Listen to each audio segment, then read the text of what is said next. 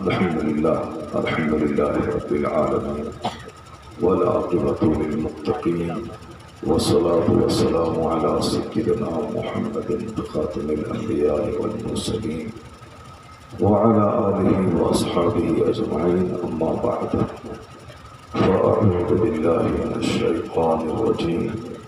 بسم الله الرحمن الرحيم. يا أيها الذين آمنوا اتقوا الله حق تقاته ولا تموتن إلا وأنتم مسلمون. صدق اللہ العظیم. ایک بار درود شریف پڑھیں سارے لوگ مل کر. اللہم صلی علی سیدنا مولانا محمد معدن الجود والکرم وآلہ وبارک وسلم صلاۃ وسلام علیک یا رسول اللہ. محفل میں لوگ کم رہیں یا زیادہ، اس سے محفل کی عظمت پہ کوئی فرق نہیں پڑتا ہے. جس محفل میں اللہ اور اللہ کے رسول کا ذکر ہوتا ہے وہ محفل مرتبے کے اعتبار سے بہت بڑی ہوتی ہے. انسانوں کی تعداد بھلے ہی کم ہو، اللہ کے فرشتوں کی تعداد بہت زیادہ ہوتی ہے. فرشتوں کو تلاش رہتی ہے کہ کہاں چند لوگ بیٹھ کر اللہ رسول کا ذکر کر رہے ہیں. پوری محفل کو چاروں طرف سے فرشتے گھیر لیتے ہیں اور وہاں بیٹھنے والوں کا تذکرہ اللہ کی بارگاہ میں ہوتا ہے. اللہ فرماتا ہے کہ فَاذْكُرُونِي أَذْكُرْكُمْ، تم مجھے یاد کرو میں تجھے یاد کروں گا. حضرت ثابت بنانی رضی اللہ تعالیٰ عنہ کہتے ہیں کہ جب بھی مجھ کو میرا خدا یاد کرتا ہے مجھ کو پتہ چل جاتا ہے. جب بھی میرا خدا مجھ کو یاد کرتا ہے مجھ کو پتہ چل جاتا ہے. لوگ گھبرا گئے، کہا اللہ آپ کو یاد کرتا ہے اور آپ کو پتہ چل جاتا ہے؟ کہا وہ کیسے ہے؟ کہا تم نے نہیں سنا قرآن میں اللہ نے کہا ہے کہ فَاذْكُرُونِي أَذْكُرْكُمْ، تم مجھے یاد کرو میں تمہیں یاد کروں گا. تو جب میں اللہ کو یاد کرتا ہوں، اللہ کا ذکر کرتا ہوں، تو اس آیت کریمہ کے وعدے کے مطابق مجھ کو یقین ہوتا ہے کہ میرا خدا مجھ کو یاد کرتا ہے. سبحان اللہ. تو جو لوگ محفل میلاد منعقد کرتے ہیں، اللہ رسول کا ذکر کرتے اور سنتے ہیں، وہ سمجھ لیں کہ بڑے مقدر کے دھنی ہوتے ہیں کہ اس کا ذکر اللہ کی بارگاہ میں ہوتا ہے. وَاشْكُرُونِي وَلَا تَكْفُرُونِ، اللہ نے کہا کہ میری نعمت کا شکر ادا کرو، ناشکری مت کرو. اللہ رب العزت کی اتنی نعمتیں ہماری زندگی میں ہیں کہ اگر ہم ساتوں سمندر کو سیاہی بنا دیں، سارے درخت کو قلم، پھر بھی اللہ رب العزت کی نعمتوں کا چرچا ہم نہیں کر سکتے. اللہ کہتا ہے وَإِن تَعُدُّوا نِعْمَةَ اللَّهِ لَا تُحْصُوهَا، اللہ کی نعمتوں کو گننا چاہو تو نہیں گن پاؤ گے. اتنی نعمت ہے اللہ کی. ایک چھوٹی سی نعمت ہے ناخن، جو ہماری انگلی پہ ایک پردے کا کام کرتا ہے. یہ ناخن اگر اپنی جگہ سے نکل جائے تو اس ناخن کی طرح دوسرا ناخن بنا دینا دنیا کے کسی بھی طبیب، کسی ڈاکٹر اور کسی حکیم کے پاس اتنی طاقت نہیں ہے. اگر سر کے بال ختم ہو جائیں تو آدمی دیکھنے میں گنجا لگتا ہے، بہت برا لگتا ہے. نیچرل بال دنیا کا کوئی حکیم، کوئی ڈاکٹر نہیں اگا سکتا. جو خوبصورتی، جو حسن اللہ نے بال میں رکھ دیا. اسی طرح سر سے لے کے پاؤں تک جتنے بھی پارٹس ہیں سب لاجواب. زبان کتنی اچھی چیز ہے. آپ بولتے ہیں میں سنتا ہوں، میں بولتا ہوں آپ سنتے ہیں. اگر قوت گویائی نہیں ہے، بول نہیں سکتا ہے کوئی، وہ گونگا ہے. گونگا کو سونے کے مکان میں رکھ دیا جائے اور ان سے پوچھا جائے کہ یہ مکان تیرے لیے اچھا ہے یا زبان میں بولنے کی طاقت آ جائے، 110% سارے گونگے یہی بولیں گے میں جھوپڑی میں رہوں، کرائے کے گھر میں رہوں، لیکن بولنے کی طاقت اگر مجھ کو مل جائے تو میں سمجھوں گا کہ دنیا کی سب سے بڑی نعمت مجھ کو مل گئی ہے.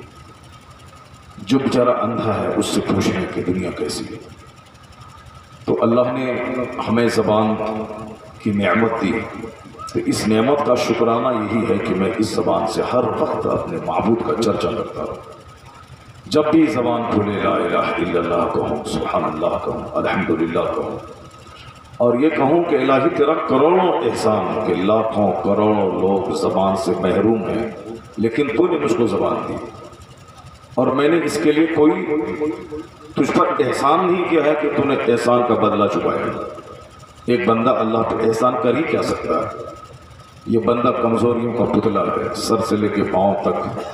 صرف بندہ غور کر لے تو اپنے اندر کی کمزوری اس کو سمجھ میں آ جائے، میں کتنا کمزور ہوں، میں کتنا بے بس اور لاچار ہوں، میں کچھ بھی سوچتا ہوں، میں کچھ بھی چاہتا ہوں کرنے کے لیے میرے من کے مطابق سارا کام نہیں ہو پاتا۔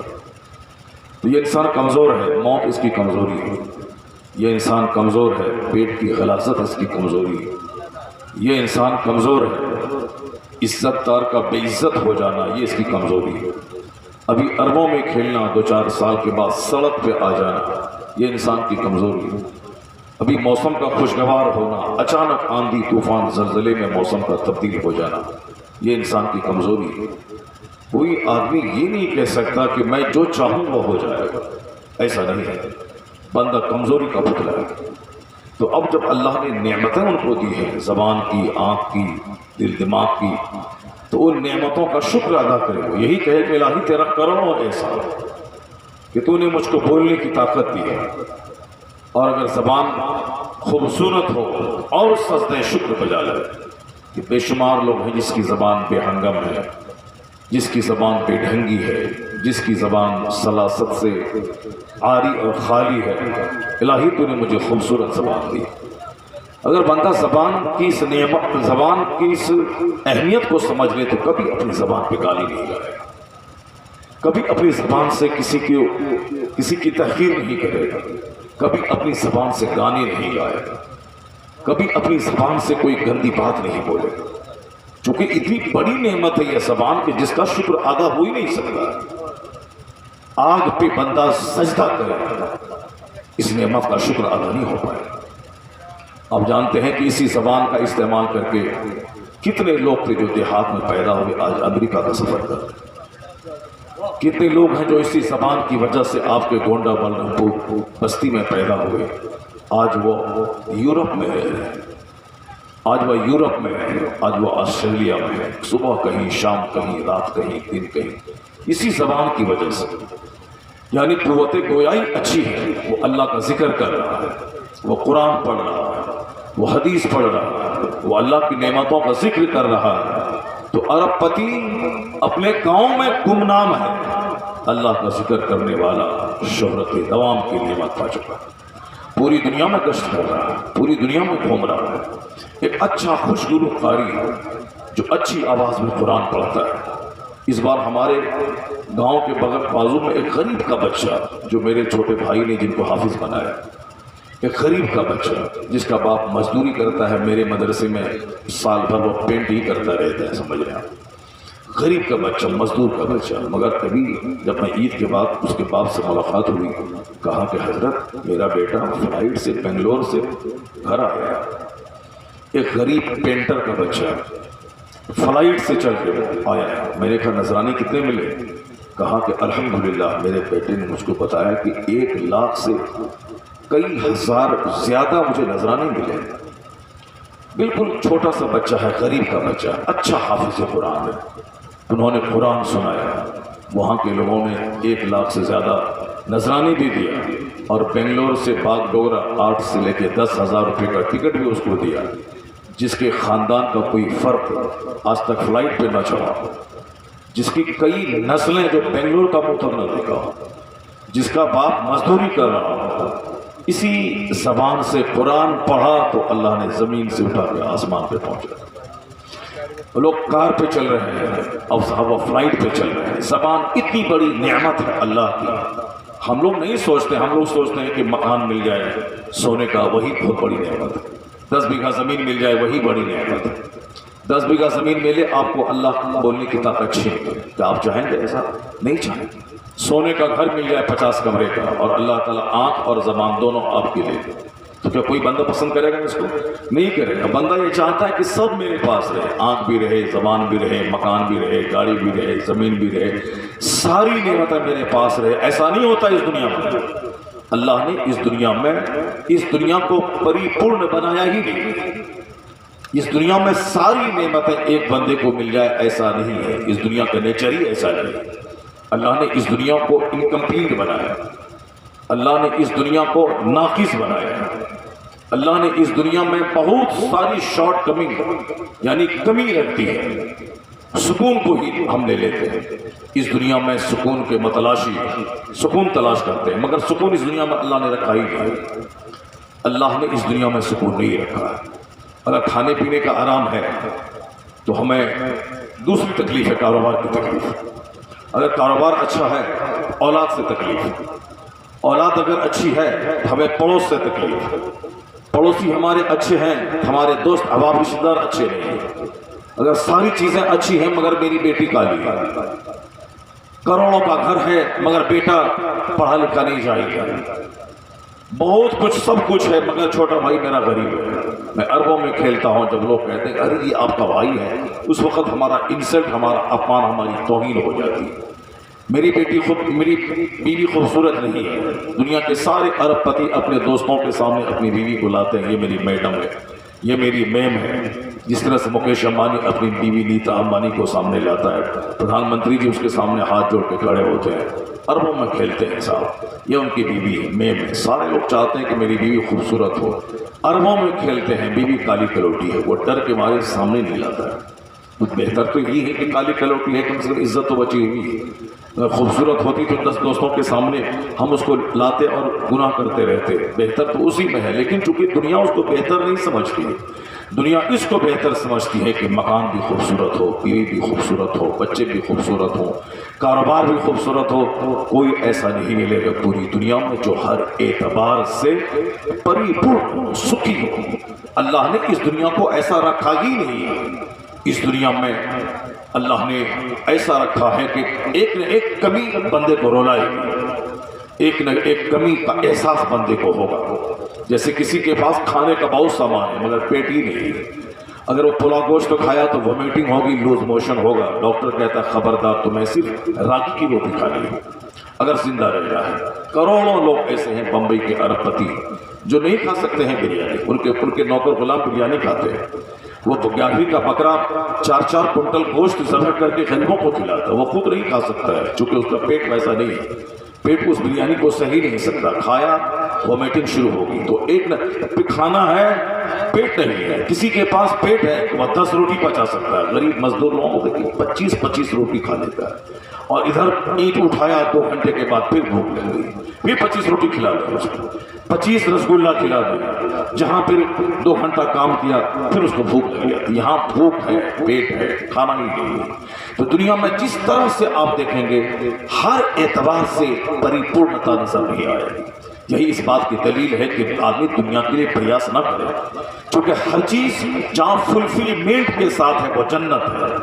جنت میں نہ کوئی بیماری، جنت میں نہ موت ہے، جنت میں نہ مال کی کمی ہے، جنت میں نہ کوئی پڑوسی کا حسد ہے، جنت میں نہ کوئی لوز موشن ہے، جنت میں نہ پسینے کی بدبو ہے۔ بے شمار لوگ ہیں آج اس کے منہ سے بدبو نکلتی ہے۔ ابھی 3-4 دن سے میں تقریر بھی کرتا ہوں، تجربہ بھی کرتا ہوں، جتنے لوگوں سے میری ملاقات ہو رہی ہے کسی کے بدن سے بدبو آتی ہے یا کسی کی زبان سے بدبو آتی ہے، اکثر لوگوں کے منہ سے بدبو آتی ہے۔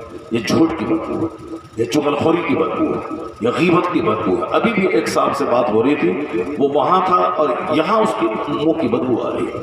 صرف وہی ایک شخص نے بھی، تو میں لگاتار کئی دنوں سے دیکھ رہا ہوں، اور منہ سے بدبو آتی ہے، بدن سے بدبو آتی ہے، اور بظاہر خوب اچھا پینٹ شرٹ پہنے ہوا ہے مگر بدن سے بدبو آ رہی ہے۔ یہ ہے گناہ کی بدبو، یہ ہے ناپاکی کی بدبو، یہ ہے غلاظت کی بدبو، یہ ہے جھوٹ کی بدبو، یہ ہے غیبت کی بدبو۔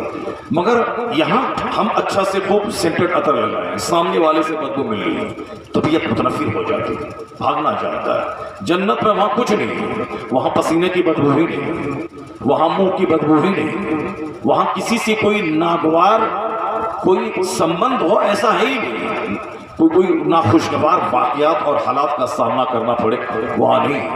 ایک آدمی ہے دولت مند ہے، 80 سال کا بوڑھا ہو گیا، لاٹھی کے سہارے چل رہا ہے، لوگ کہتے ہیں بڈھا ادھر آؤ، وہ سوچتا ارب پتی اربوں خربوں میں کھیلتا ہوں، سب کچھ موجود ہے، جوانی ہوتی تو بڑا اچھا ہوتا، اس کی نانی مر جاتی کہ اس کو بڈھا کہتا جوانی میں تو میں اس کو دو چار تماچا مار کے چہرہ لال کر دیتا، مگر ابھی میں کیا کروں، بدن تو کانپتا ہے، میں لاٹھی کے بغیر نہیں چل سکتا ہوں۔ یہ ارب پتی ہے مگر بڑھاپا کمزوری ہے، خربوں میں کھیل رہا ہے، بیماری کمزوری، خوب جوانی میں چنگھاڑتا تھا، دوسروں کو گالی دیتا تھا، لیکن اچانک بیمار پڑا، وینٹیلیشن پہ چلا گیا۔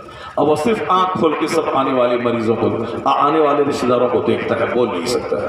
ایک مولانا صاحب ہیں جو 6-7 سال پہلے برین ہیمریج ہوا، ابھی زندہ ہیں، وہ بات ہی نہیں کر سکتے، 7-8 سال سے وہ زندہ ہیں، صرف دیکھتے ہیں آنے والے، روتے ہیں، صرف دیکھتے ہیں اور روتے ہیں۔ زبردست خطیب، ہمارے جیسے لاکھوں عالم جس کی خطابت کا مقابلہ نہ کر پائیں، اتنے زوردار خطیب تھے، اور ابھی قوت گوئی ختم ہو گئی، ابھی بستر پہ لیٹے ہوئے، آنے والوں کو دیکھتے ہیں، صرف وہ سوچتے ہیں کہ میں ان سے بات کروں، نہیں بات کر پاتے ہیں، رونے لگتے ہیں۔ اس دنیا میں ہر اعتبار سے سکھی سمپن ہونا جس کی تلاش ساری دنیا کے لوگ کر رہے ہیں، اسی دنیا کی جستجو میں لوگ نماز چھوڑتے ہیں۔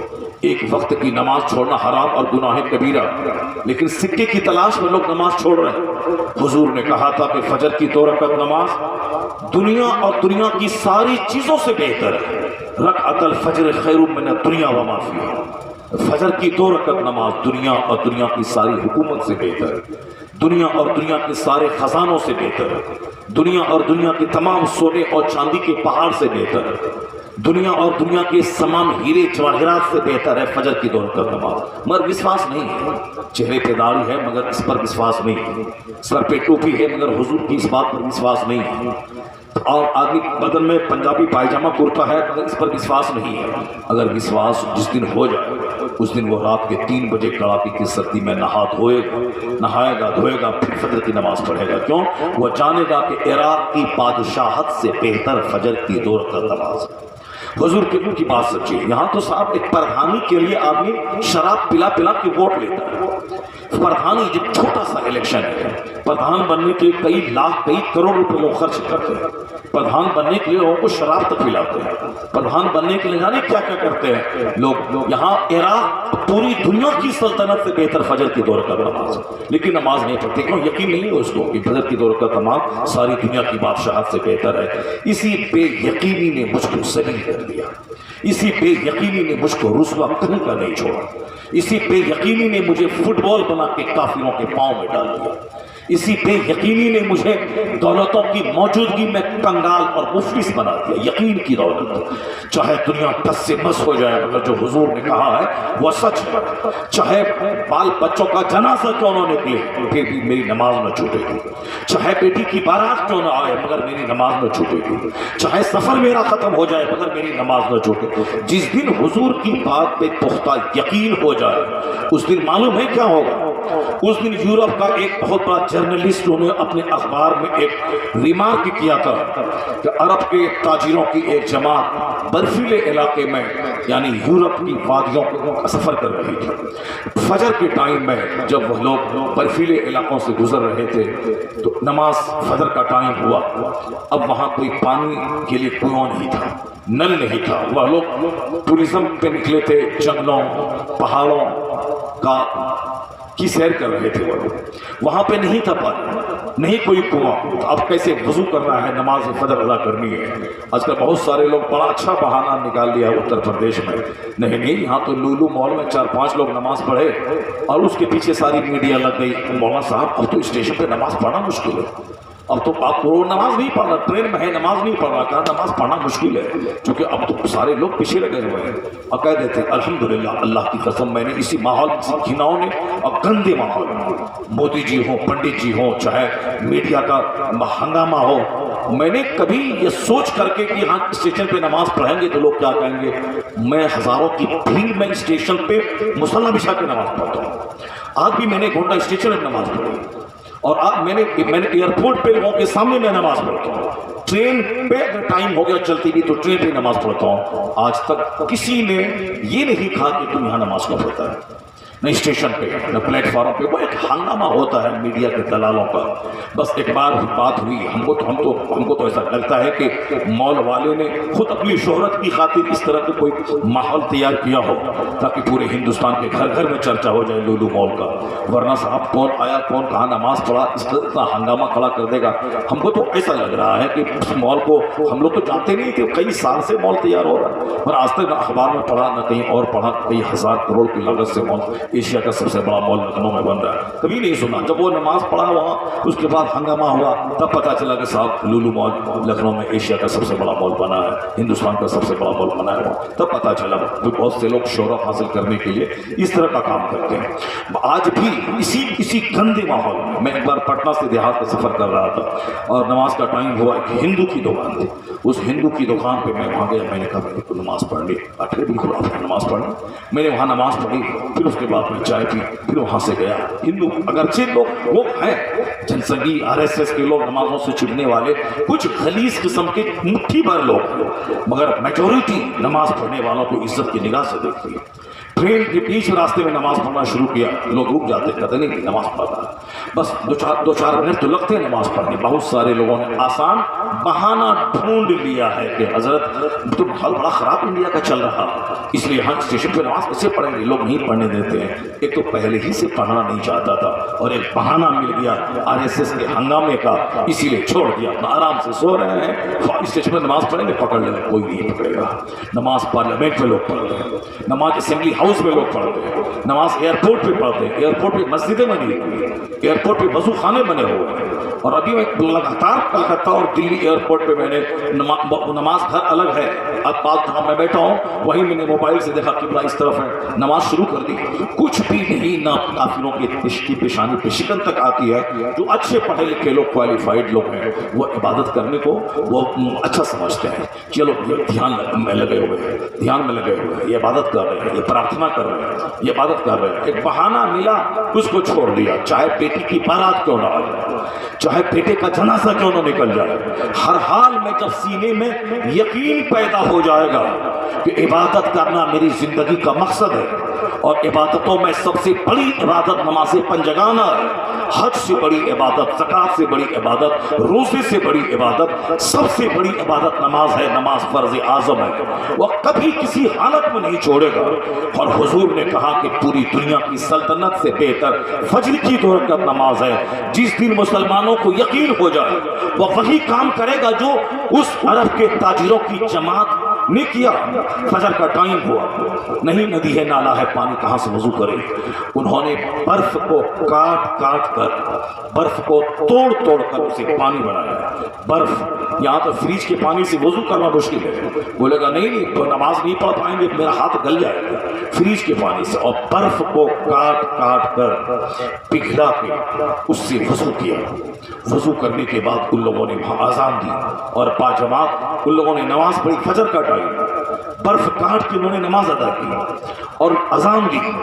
جرنلسٹ کا ایک جرنلسٹ تھا جو اس علاقے میں سیر و سیاحت، چونکہ وہ ٹورسٹ پلیسز تھا، اس لیے وہاں وہ لوگوں کے حالات کا جائزہ لینے کے لیے وہ گھوما کرتا تھا۔ جرنلسٹ نے دیکھا یہ دیوانوں کا ایک گروہ جو برف کاٹ کر وضو کر کے نماز کے لیے ایک گروہ کھڑا ہو گیا۔ صبح سویرے اخبار میں انہوں نے ایک اداریہ چھاپا کہ اگر دنیا کے سارے مسلمان نماز کو اسی طرح فرض سمجھیں جس طرح ان تاجروں کے گروہ نے سمجھا، اگر سارے لوگ اسی طرح کریں، یہاں داڑھی ہے اور نماز نہیں، داڑھی رکھنا اتنا بڑا فرض نہیں جتنا بڑا فرض نماز پڑھنا۔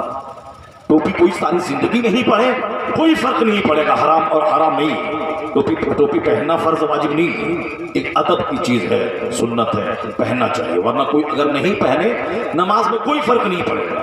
وہابی دیوبندی ننگے سر پڑھتا ہے وہ برا ہے، وہ ٹوپی کو نہ پہنتا اس لیے برا نہیں ہے، وہ برا اس لیے ہے کہ وہ اللہ کے رسول کی توہین کرتا ہے، رسول پاک کو گالی دیتا ہے، اس وجہ سے اس کو ہم برا سمجھتے ہیں۔ ورنہ ٹوپی نہیں پہنتا وہ تو ایک بات ہے، اس لیے اس کا مذاق اڑاتے ہیں کہ صاحب دنیا کے حاکم کے پاس جاتے ہو تو رومال رکھ لیتے ہو اور حکم الحاکمین کے دربار میں آتے ہو ننگے سر آتے ہو۔ اب چونکہ ایک بری جماعت ہے، گستاخ رسول جماعت ہے، اس کی مذمت کرنی ہے تو چھوٹی سے لے کے بڑی بات سب کی مذمت کرنی ہے، ورنہ بات سچ یہی ہے۔ اگر کوئی سنی بریلوی اعلیٰ حضرت کا ماننے والا اگر ننگے سر نماز پڑھتا ہو اس پر کوئی فتویٰ نہیں لگے چلے گا, نماز ہو جائے گا. اور اس فقہ کے مسئلے میں سے ایک اعلیٰ مسئلہ ہے, اگر آدمی اپنے آپ کو کچھ نہیں سمجھتا ہے, کثر نفسی کی وجہ سے, عاجزی خاکساری کی وجہ سے, جیسے حاجی لوگ احرام پہنتے ہیں بغیر سی لوگی بغیر سلی چادر, مگر سر اس کا ننگا رہتا ہے, اور سر پہ ٹوپی پہنا تو گناہ ہو جائے گا. احرام کی حالت میں سر پہ کچھ نہیں رہنا چاہیے, ننگے سر, تاکہ ننگے سر اور آسمان کے بیچ میں کوئی آڑ نہیں رہے. اسی طرح اگر کوئی اپنے آپ کو عاجز خاکسار اور کچھ نہیں سمجھتے ہوئے ننگے سر نماز پڑھے, یہ اعلیٰ درجے کی بات ہے.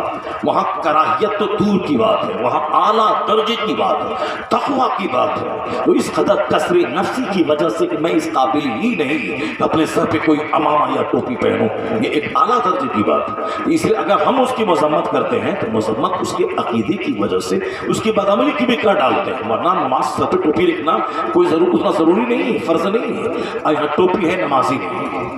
ٹوپی پہن کے آٹو چلا رہا ہے, ٹوپی پہن کے رکشہ چلا رہا ہے, ٹوپی پہن کے صاحب وہ گھر میں بیٹھا ہوا ہے اور نمازی نہیں پڑھ رہا ہے. ٹوپی صرف ایک شو ہے, جس طرح ساؤتھ انڈیا میں, کرناٹکا اور چنئی, تمل ناڈو وغیرہ میں, کیرلا میں ٹوپی پہننا ایک اہم بات ہے. ہمارے ہاں تو مولوی صاحب لوگ ٹوپی پہنتے ہیں, وہاں تو رکشہ چالک, مزدور, ٹھیلا چالک, بس کا کنٹریکٹر, عام آدمی, نوجوان, ینگ 18 سال کا نوجوان, بائک چلانے والا, کالج جانے والا, اکثر وہاں ٹوپی کا معاملہ, ٹوپی پہنتے ہیں. وہاں پہ نماز نہیں ہے مگر ٹوپی ہے.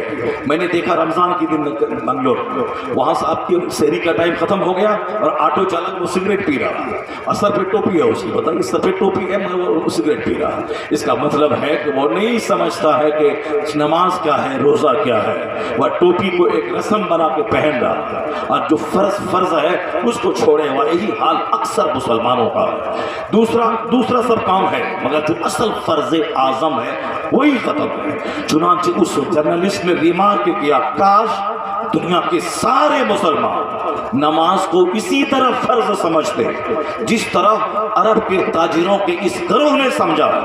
کاش ہر حال میں چاہے برف کاٹ کے وضو کرنا پڑے, دنیا کے سارے مسلمان اسی طرح سے وضو کر کے نماز پڑھنے کو ضروری سمجھتے.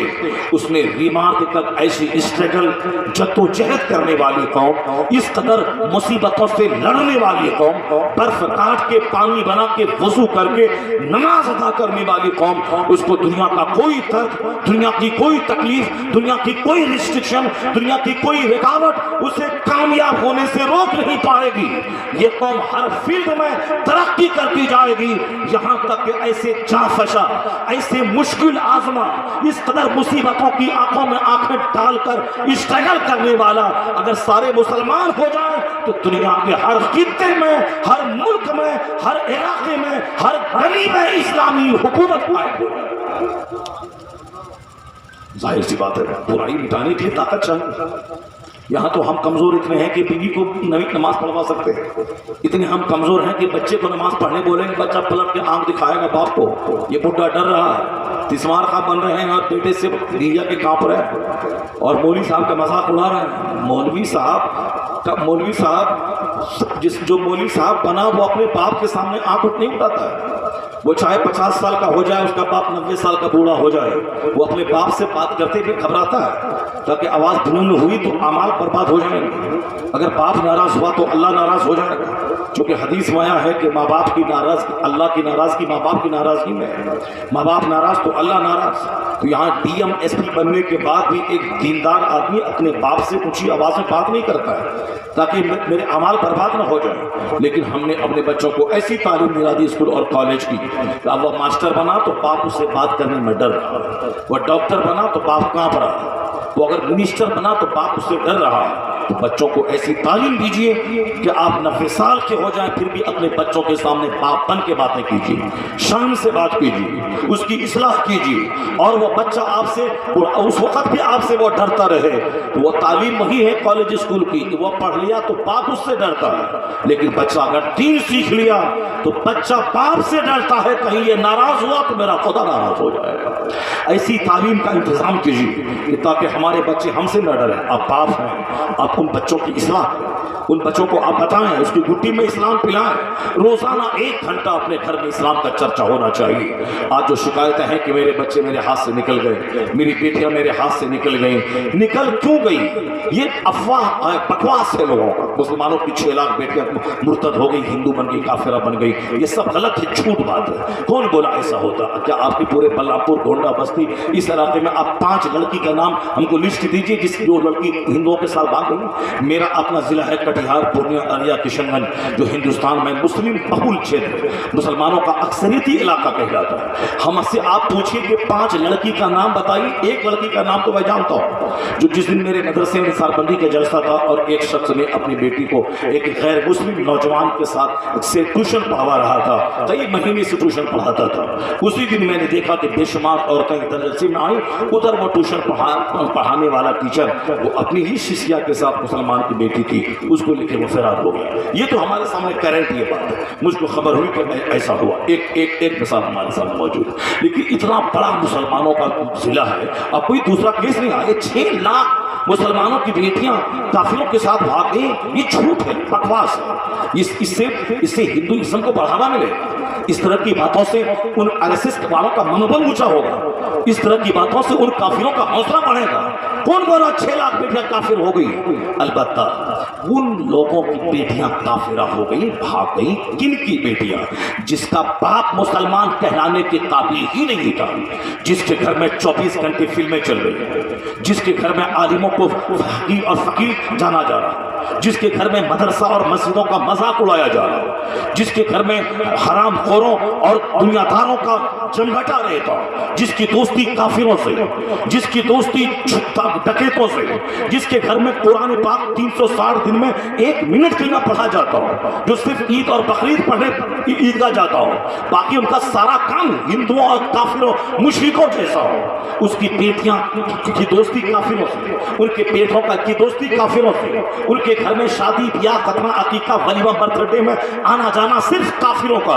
वो मुसलमान था ही कब? मुस्लिम कल्चर उसके घर में था ही कब? उनकी तो दोस्ती काफिरों से थी, उनके यहाँ आना जाना उन डकैतों का था। जिस घर में आना जाना डकैतों का हो, जिस घर में 24 घंटे गंदी फिल्में चले, जिस घर में बेटा बेटी कभी कुरान न पढ़े, जिस घर में बाप और माँ आलिमों की तौहीन अपने बच्चों के सामने करें कि इन दुनियादारों के चक्कर में मत पड़ना, ये मौलवी वरना जवानी में तुझको टोपी पहना देगा, नमाज पढ़वा देगा। जो उनके नूरानी चेहरे और उनके नूरानी और अलग किरदार को देखने के बाद हमें समझ में आता है कि जब 1400 साल के बाद पैदा होने वाला बच्चा इतना हसीन होता है, तो फिर 1400 साल पहले जो रहमत दो आलम इस दुनिया में तशरीफ लाए, उनके लबो रुखसार, उनके चेहरे पुर अनवार की रोशनी का क्या कहना। अल्लाह समद 1400 साल के बाद करोड़वां हिस्सा उसकी झलक आज उनकी औलाद में नजर आती है। इसी से आप अंदाजा लगा सकते हैं कि जिस वक्त वो मक्का की सरजमीन पर चलते होंगे तो लोग तो जान दिल 100 जान से कुर्बान होना चाहते होंगे। यही वजह है कि अरब के अल्हड़, अरब के जाहिल गमार किस्म के लोग वो सब जान हथेली पे लेके मुस्तफ़ा की कुर्बान होना चाहते थे। अल्लाह तबारक व तआला हम सबों को सादात से मोहब्बत करने की तौफीक अता फरमाए। मैं कह रहा था कि जो बकवास ये झूठ जो मीडिया में फैलाया जा रहा है, जिसको लेके हमारे चंद मौलवी उड़े फिर रहे हैं, मैं कह रहा हूँ कि झूठ है, ये बकवास है। इतने लाख मुसलमानों की बेटियां काफिरा हो जाओ के साथ चली जाएं, ये ऐसा नहीं है। इक्का तुक्का पहले भी होता था, आज भी कहीं कहीं इस तरह की खबरें मिलती हैं। थोड़ा आज ज्यादा हो रही है। क्यों ज्यादा हो रही है? इसलिए कि जिसकी बेटी है उसका बाप मुसलमान कहलाने के लायक ही नहीं था, जिसके घर में 24 घंटे फिल्में चलती हो, जिसके घर में डकैतों और घोड़ों का चर्चा होता हो, जिसके घर में आलिमों को तौहीन की जाती हो, जिसके घर में पीर फकीर ने कभी कदम नहीं रखा हो, जिसके घर में कभी उलमा को सम्मान और इज्जत न दी जाती हो, अगर उनकी बेटी किसी मुशरिक के साथ भाग गई तो ताज्जुब की क्या बात है? उनके घर को इस्लामी घर कब कहा गया? वो तो माहौल ही उसका था कि उसके साथ वो भाग गया। अगर उसके घर में आलिमों का आना जाना होता और ये माहौल ये बताता है कि अपनी दोस्ती डकैतों से खत्म करें, अपनी दोस्ती आलिमों से भरा बढ़ा दें, अपनी दोस्ती पीरों से बढ़ा दें, अपने घर में माहाना सालाना आलिमों की आमद रखें, अपने बच्चों के सामने आलिमों का चर्चा करें, अपने बच्चों के सामने दीनदारों का चर्चा करें, अपने घर में आखिरत और जन्नत का चर्चा करें, ताकि वह बच्चे मैच्योर होने से पहले वह जन्नत के तलबगार हो जाए, आखिरत की तैयारी करने वाले हो जाए, आलिम को अपना मजहबी रहनुमा समझने वाले हो जाए। और ये मैं कसम से कह सकता हूँ, जिसके घर में डकैतों चोरों का आना जाना हुआ, उनके बच्चों का मुमकिन है कि काफिर हो जाना तय हो, लेकिन जिसके घर में आलिमों का आना जाना हो, जिसके घर में पीरों का आना जाना हो, जिसके घर में नेक लोगों का आना जाना हो, क़यामत आ जाएगी, उनका बच्चा ना कोई काफिर होगा ना मुर्तद होगा, आलिमों का आना जाना बढ़ता जाएगा, ईमान और अमल पुख्ता होता जाएगा। नारे रिसालत, हज़रत अल्लामा मुफ्ती शहरियार साहब। ये झूठ बकवास है। इस तरह दिल्ली के कुछ लोग बकवास करते हैं कि आने वाला दिन हिंदुस्तान में मुसलमानों के फेवर का नहीं आ रहा, मुसलमान अब हिंदुस्तान में तबाह हो जाएंगे, बर्बाद हो जाएंगे, इसको हम बाहर भेज देंगे। हमारे भी लोग परेशान होते हैं, साहब देखिए क्या क्या हो रहा है हिंदुस्तान में, झूठ है, बकवास है, 110% झूठ है। इसलिए झूठ है कि हमने 1400 साल में यही देखा है, पहले जितनी तकलीफें थी उतनी तकलीफें आज नहीं है। पहले खाने पीने की तकलीफ थी, पहले 10 दिन मुसलमान भूखे रहते थे, पहले जिहाद बहुत ज्यादा होता था, जुल्म से जिहाद होता था, जो तागुती ताकतें थी उनसे जिहाद होता था। मुसलमान का मतलब है मुजाहिद, नमाज पढ़ना, रोज़ा रखना, हज करना, ज़कात देना, आला अखलाक से मुत्तसिफ होना, और ये सारी इबादतें तैयार करती हैं कि मैं इस ज़मीन को जुल्म से पाक कर दूँ, शिर्क और कुफ्र से पाक कर दूँ। उसके लिए ताकत चाहिए, उसके लिए ज़बान चाहिए, उसके लिए बाजू में ताकत चाहिए, उसके लिए बॉडी में फिजिकल फोर्स चाहिए। ये ताकत मिलती है कहाँ? खजूर से मिलती है, ये ताकत मिलती शहद से मिलती है, ये ताकत मिलती है सिरका से मिलती है। मुसलमानों के घर में पहले अरबपति हो या गरीब हो, उनके घर में कुछ मिले ना मिले शहद मिलता था, क्योंकि हदीस में आया है जो 3 दिन शहद चाटा करे उस महीने में कोई खतरनाक बीमारी उसको नहीं लगेगी। ब्रेन हेमरेज से बचना हो तो कम से कम 30 दिन में 3 दिन ओरिजिनल शहद को उंगली से चाटा कर ब्रेन हेमरेज नहीं होगा। हाई ब्लड प्रेशर का मर्ज उस महीने में नहीं होगा।